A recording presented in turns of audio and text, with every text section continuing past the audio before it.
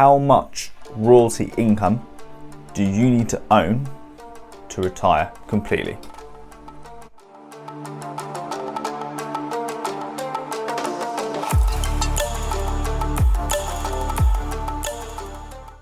Welcome back to the channel, guys. Today I'm going to look at Realty Income, which is everybody's favorite REIT. I'm going to go into what a REIT is in there, real estate investment trust, just very briefly. Look at the background of Realty Income, look at what they're all about on their website, look at the dividend yield, the payment history, the frequency. Everyone knows their nickname is the monthly dividend payer or something along those lines. And we'll look at how much Realty Income you would need to own to retire on, or how much I would need to own to comfortably retire on.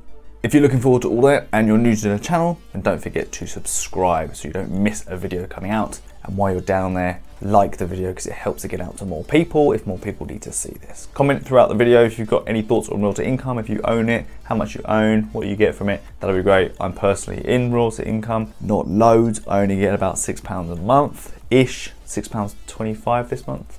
But it is a company I would happily drip feed into moving forward, well, forever and a day. I'm just focusing more on higher yielding income funds, BDCs and stocks at the moment. I'm going to jump in there, have a look at the website, have a look at how much I would need to own to retire on, just to put things into perspective for you. And we'll look at the payment history and things like that as well.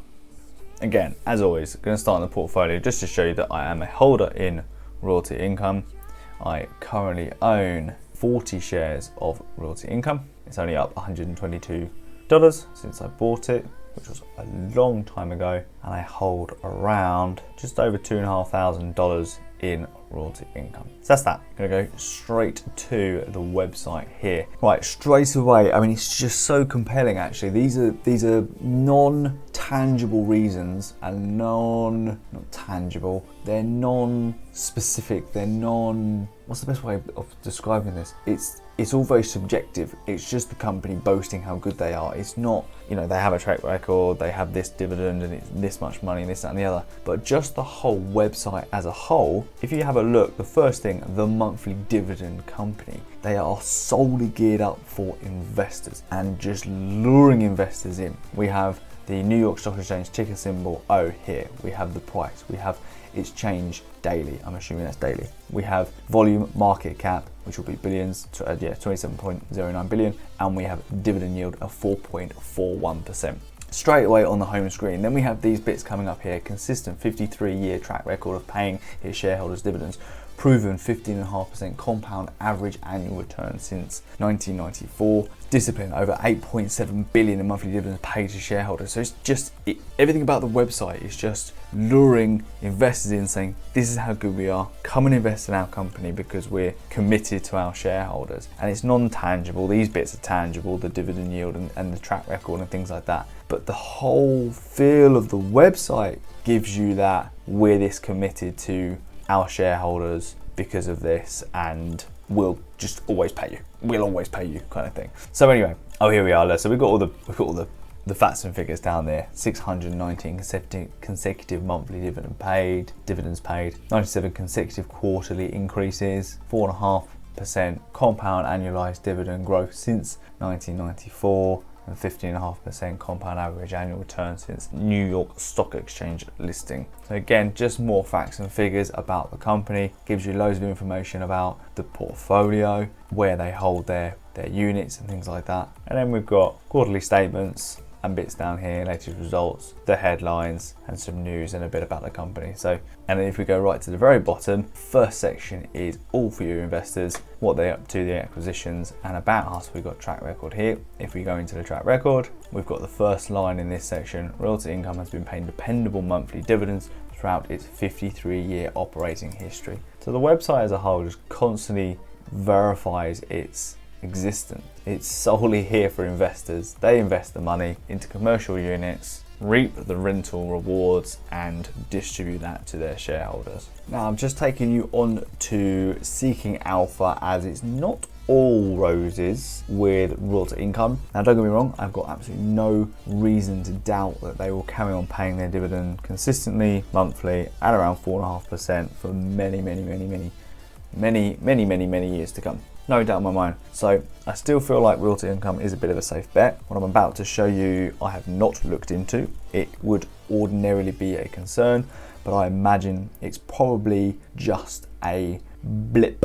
There'll be a reason behind it, and it'll be a momentary increase in its payout ratio. But what I want to show you is its payout ratio, because it's currently running its payout ratio at 223.73%, which means it is paying out 223.73% of its profit. A payout ratio is the sweet spot. People will say it's around 60 for stocks and companies. REITs will typically pay much higher, because I think by law they have to pay out at least 90%, 100%, I can't remember, of their income. They've got to distribute to their shareholders to be able to call themselves a real estate investment trust. 223% is quite high for a REIT, very high for a company, but still quite high for a REIT. So just one small thing to just look into yourselves, decide if you're quite comfortable and happy with that. There'll be other REITs and other companies out there that have a very good track record still, very good yield, may not pay monthly, but still would be a great way to go.